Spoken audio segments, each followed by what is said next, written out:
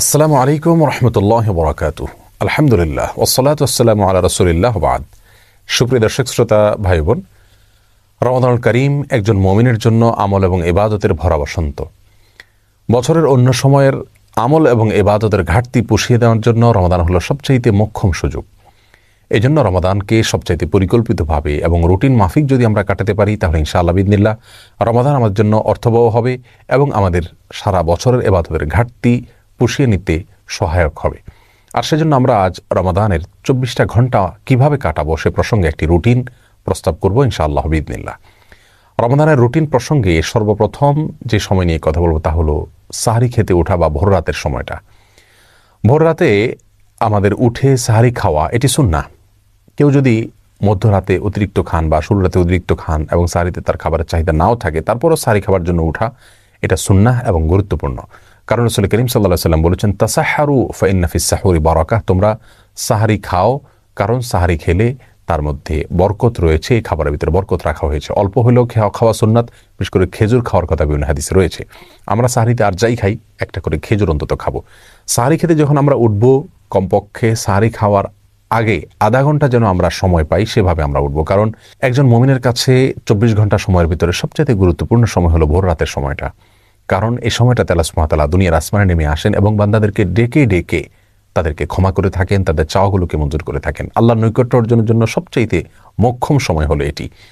এই জন্য তাহাজ্জুদের সালাত, যত নফল নামাজ আছে তার ভিতরে সবচাইতে গুরুত্বপূর্ণ নফল নামাজ। তাহাজ্জুদের নামাজ বছরের অন্য কোনো সময়ে আমরা এত গুরুত্বের সাথে হয়তো পড়তে পারি না।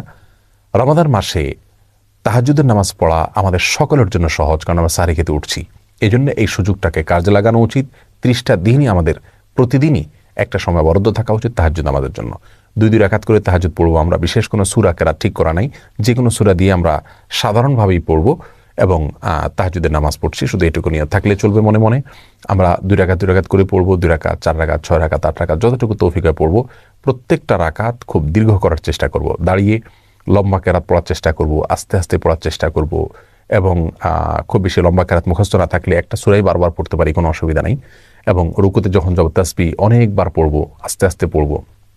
রুকু থেকে দাঁড়িয়ে আবার দীর্ঘ সময় অপেক্ষা করব, সেজদা এরকম লম্বা করে করব, উঠে বসে আবার অপেক্ষা করব। এভাবে প্রত্যেকটা রোকনকে যত ধীরস্থিরতার সাথে করা যাবে, তাহাজ্জুদের মান তত বেশি, যে কোনো সালাতের মান তত বেশি উন্নত হবে। আমাদের আয়েশা রাদিয়াল্লাহু তাআলা আনহা রাসূল আকরাম সাল্লাল্লাহু আলাইহি ওয়াসাল্লাম তাহাজ্জুদ প্রসঙ্গে বলেছেন, লা তাসআল আন হুসনিহিন্না ওয়া তুলিহিন্না, তিনি যে নামাজগুলো পড়তেন রাতে, সেগুলোর সৌন্দর্য আর সেগুলোর দৈর্ঘ্য নিয়ে আর বলো না। তার মানে সেগুলো অনেক দীর্ঘ ছিল এবং অনেক সুন্দর ছিল। এজন্য রমাদানের সবচাইতে ইম্পর্টেন্ট সময়টা যেটা আমরা কাজে লাগাতে পারি খুব সহজে, অথচ অনেকে হেলায় আমরা নষ্ট করি, সেটা হলো ভোর রাতে সাহরি খেতে ওঠার কিছুক্ষণ আগে আপনি তাহাজ্জুদ পড়ুন এবং বাসার প্রত্যেকটা সদস্যকে উদ্বুদ্ধ করুন যার যার জায়গা থেকে যেন এই আমলটা করেন। এরপরে তাহাজ্জুদের পরে আমরা সাহরি খেয়ে নেব। সাহরি অনেকে খেতে খেতে আজানের সময় পর্যন্ত নিয়ে যান, এটা উচিত না। আজানের সময় ঠিক আগ মুহূর্তে শেষ করেন, এটা সুন্নাহ বিরোধী কাজ। সুন্নাহ হলো বুখারীতে আসছে, রাসূল করিম সাল্লাল্লাহু আলাইহি ওয়াসাল্লাম সাহরি খাওয়া শেষ করতেন, এরপরে আজান এবং সাহরির মধ্যবর্তী 50টি আয়াত তেলাওয়াত করা যায় পরিমাণ সময় তিনি গ্যাপ রাখতেন। তার মানে এত আগে সাহরি খেয়ে শেষ করতেন। আনুমানিক 10 মিনিট সময় আমরা বলতে পারি। 10 মিনিট সময় এত লাগে না, 5 থেকে 10 মিনিট সময় অন্তত গ্যাপ দেওয়া উচিত। এই টাইমটাতে আমরা আল্লাহর কাছে বিশেষভাবে দোয়া করতে পারি, যেটা দোয়ার সময়, দোয়া কবুলের সবচেয়ে গুরুত্বপূর্ণ সময় দিন এবং রাতের ভিতরে এই ভোর রাতের সময়টা। বিধায় এই টাইমটাতে আমরা খাবার শেষ হয়ে গেলে দোয়ায় মাশগুল হয়ে যাই, অথবা খাবারের আগেও দোয়া করতে পারি, কিন্তু আল্লাহর কাছে দোয়া করা উচিত এবং চোখের পানি ফেলা উচিত। দোয়ার জন্য সবচেয়ে উত্তম হবে আমরা যদি নির্জনে কোথাও চলে যেতে পারি। প্রয়োজনে বাসার ছাদে চলে যাওয়া যেতে পারে, প্রয়োজনে বাসার কোনো একটা কোনায় চলে যাওয়া যেতে পারে, কোনো একটা কক্ষে যেখানে কেউ না, সেখানে নিরিবিলি আমরা আল্লাহর কাছে আমাদের চাওয়াগুলো পেশ করতে পারি, চোখের পানি ফেলতে পারি। আমাদের দুরবস্থার জন্য আল্লাহর কাছে ফরিয়াদ করে চোখের পানি ফেলে আমরা কান্নাকাটি করে দোয়া করতে পারি এবং আমাদের সার্বিক চাওয়াগুলোকে আল্লাহর কাছে পেশ করতে পারি। এটা হলো রমাদানের রুটিনের জন্য সবচেয়ে ইম্পর্টেন্ট সময়, যে সময়টাকে আমাদের খেয়াল করা উচিত এবং খুব সুন্দরভাবে পরিকল্পনা করে কাটানো উচিত। এরপরে ফজরের আজান যখন হয়ে যাবে, আজানের পরে আমরা 2 রাকাত সুন্নাত পড়ব। সুন্নাত পড়ার পরে নবী আলাইহিস সালামের সুন্নাত ছিল যে ফজরের 2 রাকাত সুন্নাত পড়ার পরে তিনি কিছুটা বিছানায় মাথা দিতেন, একটু হালকা, ঘুমাতেন না, কিন্তু কিছু সময়ের জন্য রেস্ট করতেন, সেটা 2-4 মিনিট হতে পারে। আমরা কিছু সময়ের জন্য হালকা একটু গড়াগড়ি করে বা বিছানায় যদি মাথা দিয়ে, তাহলে সুন্নাহ আদায় হয়ে যাবে। এরপরে উঠে আমরা ফরজ নামাজ পড়ব। ফজরের ফরজ নামাজ পড়ার পর আপন জায়গা যেখানে নামাজ পড়েছি সেখানে বসে থাকবো এবং সম্ভব হলে সূর্য উদয় হওয়া পর্যন্ত অপেক্ষা করব। সূর্য উদয় হওয়া পর্যন্ত এই টাইমটাতে বসে বসে সকাল সন্ধ্যার যে জিকিরগুলো আছে সেগুলো করব। সকাল সন্ধ্যার জিকির নিয়ে আমাদের বই আছে এবং সেটার PDF কপি পাওয়া যায় আমাদের ওয়েবসাইটে আসুন্নাহ ফাউন্ডেশন, সেখান থেকে আপনারা ডাউনলোড করে নিতে পারেন। অথবা নবী আলাইহিস সালামের সকাল সন্ধ্যার দোয়াগুলো যে কোনো বই থেকে আপনি সম্ভব হয় সেগুলো মুখস্থ করে নিয়ে পড়বেন এবং সূর্য উঠা পর্যন্ত আপন জায়গায় বসে থাকবেন। সূর্য ওঠার 10-15-20 মিনিট পরে আপনি 2 রাকাত নামাজ পড়বেন, সেটা সলাতুল ইশরাক। এই নামাজটা আপনি পড়ার কারণে আল্লাহ সুবহানাহু ওয়া তাআলা আপনাকে একটি পূর্ণাঙ্গ উমরার সওয়াব দিবেন। তিরমিজিতে বর্ণিত হয়েছে যে ফজরের পরে আপন জায়গায় বসে থেকে যদি এভাবে জিকির আজকার করা হয় এবং শেষে যদি 2 রাকাত নামাজ পড়া হয় অর্থাৎ ইশরাকের নামাজ, তাহলে এর মাধ্যমে এই সওয়াবটা আমরা পাবো। এটা অনেক রোজাদার আমরা মিস করি, আমরা ফজরের পরপর শুয়ে পড়ি।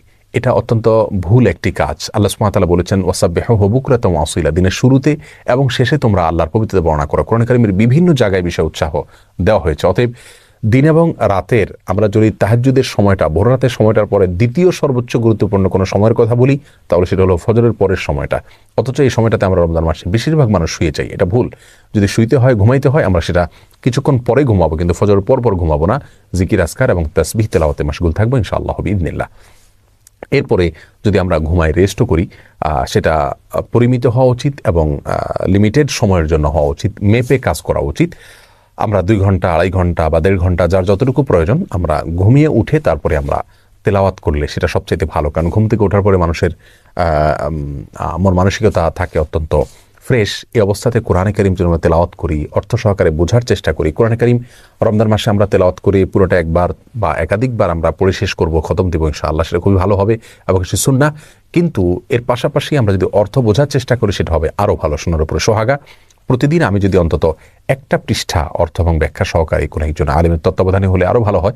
যদি আমরা কোরআনকে বোঝার চেষ্টা করি এবং সেটা ঘুম থেকে ওঠার পরে হতে পারে, তেলাওয়াত হতে পারে এবং অর্থ ব্যাখ্যা সহকারে একটা পৃষ্ঠা করে অধ্যয়ন করা হতে পারে।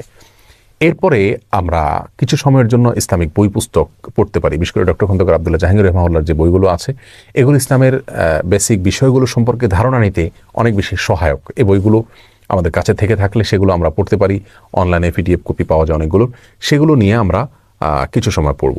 এরপর যখন জোহরের আজান হবে বা জোহরের ওয়াক্ত হবে, জোহরের এখানে 2 রাকাত নামাজ আছে, জাওয়ালের নামাজ বলা হয়, বুখারীতে আসছে, বিভিন্ন হাদিসের কিতাবে আসছে। এই নামাজটি প্রায় বিলুপ্তির পথে, আমরা আলোচনায় এটার ভুলে গেছি।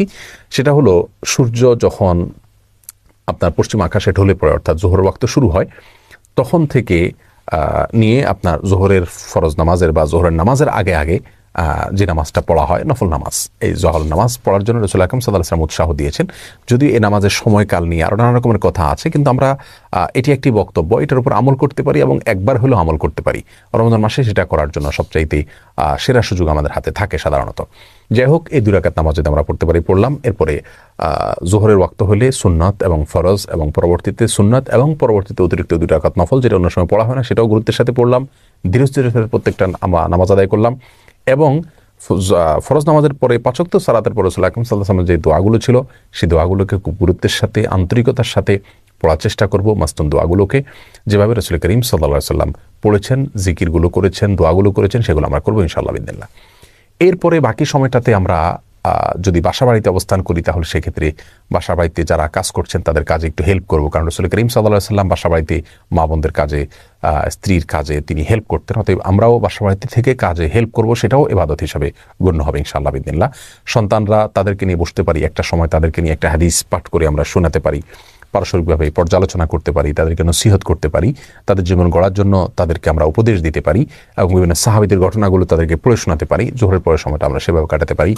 এরপরে দুপুরে একটু কায়ুলা করা সুন্নাত, সম্ভব হলে কিছু সময়ের জন্য আমরা একটু রেস্ট করলাম, সেটা খুব সংক্ষিপ্ত হতে পারে, কিন্তু শুইলে একটা সুন্নাহ আমার আদায় হয়ে গেল।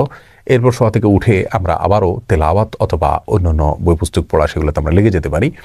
আসর নামাজের পরে মাগরিব পর্যন্ত এই সময়টা খুবই গুরুত্বপূর্ণ, কারণ দিনের শুরুতে এবং শেষে তাসবিহ পাঠ করতে বলা হয়েছে। সন্ধ্যার যে জিকিরগুলো কোরআন হাদিসে বর্ণিত হয়েছে, দোয়াগুলো বর্ণিত হয়েছে, সেগুলোকে আমরা আসর থেকে মাগরিব এই সময়টাতে আমরা করতে পারি। এমনকি এক জায়গায় বসে না থেকে আমাদের ইফতারের আয়োজন করতে করতেও আমরা এই দোয়াগুলো পড়ে ফেলতে পারি যদি মুখস্থ থাকে। আর মুখস্থ না থাকলে সকাল তো সন্ধ্যার যে দোয়ার বই আছে সেগুলো দেখে দেখে আমরা দোয়াগুলো পড়ে ফেলতে পারি। পুরো মাস আমরা দেখে দেখে পড়লে ইনশাআল্লাহ দোয়াগুলো আমাদের মুখস্থ হয়ে যাবে আজীবনের জন্য।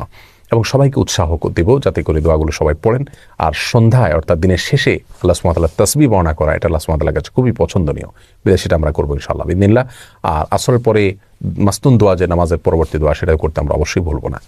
মাগরিবের আজান হয়ে গেলে বা আপনার যখন ইফতারের সময় হবে, ইফতারের সময় হওয়ার সঙ্গে সঙ্গে বিলম্ব না করে ইফতার করব, কারণ ইফতার দ্রুত করা আর সাহরি শেষের দিকে করা এটা সুন্নাহ, এবং নবী আলাইহিস সালাম এটাকে এই জাতির কল্যাণের পূর্ব শর্ত হিসাবে আখ্যায়িত করেছে। বিধায় আমরা সূর্য অস্ত যাওয়ার পর বিলম্ব না করে খুব দ্রুত ইফতার করে ফেলবো ইনশাআল্লাহ বিইذনিল্লাহ। ইফতারিতে অস্বাস্থ্যকর কোনো কিছু খাবো না। খুব বেশি ভাজা পোড়া খাওয়ার অভ্যাস আমাদের দেশে মানুষের। অতিরিক্ত ভাজা পোড়া খাওয়ার ফলে রাতে দাঁড়িয়ে ইবাদত বন্দেগী করা কঠিন হয়ে যায়, তারাবি পড়া কঠিন হয়ে যায়, সুন্দরভাবে কাটানো যায় না। সেজন্য উচিত হবে স্বাস্থ্যসম্মত খাবারগুলো খাওয়া এবং যথাসম্ভব অস্বাস্থ্যকর খাবারগুলোকে পরিহার করা, এবং খেজুর দিয়ে ইফতার করা সুন্নাত, যদি সম্ভব হয় খেজুর দিয়ে ইফতার করব। ইফতারের পরে দোয়া পড়ব জাহাবাজ জমা ওয়াবতাল্লাতিল উরুক ওয়া সাবাতাল আজরু ইনশাআল্লাহ, অর্থাৎ গ্লানি দূর হলো এবং ঘাম শুকিয়ে গেল, ইনশাআল্লাহ আমার বিনিময় আল্লাহর কাছে জমা থাকলো। এ দোয়া আমরা পড়তে পারি। আরও দোয়া রয়েছে। ইফতারি দোয়া পড়লাম, ইফতার করলাম, এরপরে আমরা মাগরিবের নামাজ আদায় করবো ইনশাআল্লাহ। মাগরিব নামাজের পরের সময়টা আমরা তারাবিতে যে পারা আজকে তেলাওয়াত করব বা যে অংশ তেলাওয়াত করব, সেটার অর্থ ব্যাখ্যা যদি সম্ভব হয় একটু দেখে নিলে ভালো হয়। আর যদি খতম তারাবির সুযোগ না থাকে, তাহলে সেক্ষেত্রে অন্তত এই টাইমটাতে, মাগরিব থেকে এশা, এই টাইমটাতে কোনো অবস্থাতে শোবো না। কারণ আমাদের অনেকের অভ্যাস আছে রমজান মাসে ইফতারের পরে শরীরটা ক্লান্ত হয়, আমরা শুয়ে পড়ি। কারণ রাসূল করিম সাল্লাল্লাহু আলাইহি ওয়াসাল্লাম সম্পর্কে আমাদের আয়েশা বলেছেন, কানান নবী সাল্লাল্লাহু আলাইহি ওয়াসাল্লাম ইয়াকরাহুন নাওমা ক্বাবলা আয়েশা, এশার আগে ঘুমোতে তিনি অপছন্দ করতেন। এজন্য এশার আগে সময়টাতে আমরা ঘুমাবো না। যথাসম্ভব ইবাদত বন্দেগী, সাধারণ কোরআন তেলাওয়াত, তারপরে আপনার ইসলামিক বই পুস্তক পড়া বা ইসলামিক লেকচার শোনা, এগুলোর পিছনে আমরা সময় ব্যয় করব। কোনো অবস্থাতে আমরা এই সময়টাতে অন্তত ঘুমাতে যাব না বা অন্তত শুইতেও যাব না। যাই হোক, এরপরে এশার নামাজ আদায় করে, তারাবি নামাজ আদায় করে খুব ধীরস্থিরতার সাথে তারাবি শেষ করব। খুবই আস্তে আস্তে করার চেষ্টা করবো ইনশাআল্লাহ। রাতের খাবারটা এশার আগে খেয়ে ফেলতে বলে ভালো হয়। আর যদি এশার পরেও খাই, তাহলে বিলম্ব না করে এশার পরে দ্রুত শুয়ে পড়ব। এশার পরে অন্য কোনো কাজ না করাই উত্তম। কারণ কানান নবী সাল্লাল্লাহু আলাইহি ওয়াসাল্লাম ইয়াকরাহুন নাওমা ক্বাবলা আয়েশা ওয়াল হাদিসা বাদা, এশার পরে তিনি কথাবার্তা বলা পছন্দ করতেন না। তবে হ্যাঁ, স্বামী স্ত্রীর কথাকে প্রশংসনীয় বলেছেন, তিনি নিজেও স্ত্রীর সাথে কথা বলতেন, সেটা ভিন্ন কথা। কিন্তু সচরাচর আড্ডা, এগুলো আমরা করতে যাব না। টেলিভিশন অথবা সোশ্যাল মিডিয়াতে স্ক্রল করা, এগুলো থেকে আমরা বেঁচে থাকবো। এশার পরে খুব দ্রুত আমরা শুয়ে পড়ার চেষ্টা করব, তাতে ভোররাতে আগে আগে উঠা আমাদের জন্য সহজ হবে। পরিকল্পনা করে কোরআনে কারিমের জন্য প্রতিদিন এক পারা করে বা 1.5 পারা করে বা 2 পারা করে, যার যতটুকু তৌফিক কুলায় আমরা বাজেট করব, বরাদ্দ করব, এবং সেই অনুযায়ী আমরা প্রতিদিন ইনশাআল্লাহ বিইذনিল্লাহ কোরআন তেলাওয়াত করে যাব। এবং সময় ফিক্স করে নেব যে কোন টাইমটাতে আমি করব। আমি কি ঘুম থেকে উঠে সকালে করব, নাকি জোহরের পরে করব, নাকি মাগরিবের পরে করব, এই সময়টা আমরা ফিক্স করে নিব ইনশাআল্লাহ বিইذনিল্লাহ। আল্লাহ তাআলা আমাদের সকলকে এই রমাদানে বেশি থেকে বেশি, উত্তম থেকে উত্তমতর ইবাদত করার তৌফিক দান করুন। আর সবচেয়ে গুরুত্বপূর্ণ বিষয় হলো রমাদানে গুনাহ থেকে বেঁচে থাকা, কারোর গীবত পরচর্চা যেন না হয়, টেলিভিশনে মোবাইলে হারাম কোনো জিনিস যেন দেখা না হয়, শোনা না হয়, এই বিষয়গুলোর প্রতি খুব বেশি খেয়াল করব। তাকওয়া চর্চাই হলো রমজানের সিয়ামের সবচেয়ে বড় উদ্দেশ্য। আল্লাহ তাআলা আমাদের সকলকে সেই উদ্দেশ্য সাধন করার তৌফিক দান করুন। রমজানের প্রত্যেকটা মুহূর্তকে সঠিকভাবে ভালোভাবে কাটানোর তৌফিক নসিব করুন। মা বোনরা যারা কাজকর্ম করবেন, রান্নাবাড়া করবেন, এর ফাঁকে ফাঁকেও তারা তাসবিহ, তাহলিল, জিকির এগুলো চালু রাখবেন। কারণ বিনা উযুতে তাসবিহ তাহলিল করা যায়, দুরূদ পাঠ করা যায়। যে সমস্ত জিকিরগুলো বেশি বেশি করতে উৎসাহ দেওয়া হয়েছে কোরআন এবং সুন্নাহ নির্যাস, যেগুলো যেমন দুরুদ, ইস্তেগফার, তারপরে দোয়া ইউনুস এবং ইয়াদাল জালাল ওয়াল ইকরাম, এরকম আরও অনেকগুলো দোয়া আছে। সেগুলোকে আমরা চলতে ফিরতে, উঠতে বসতে সবাই করতে থাকবো। আল্লাহ তাআলা আমাদের সবাইকে তৌফিক দান করুন। আসসালামু আলাইকুম ওয়া রাহমাতুল্লাহি ওয়া বারাকাতুহু।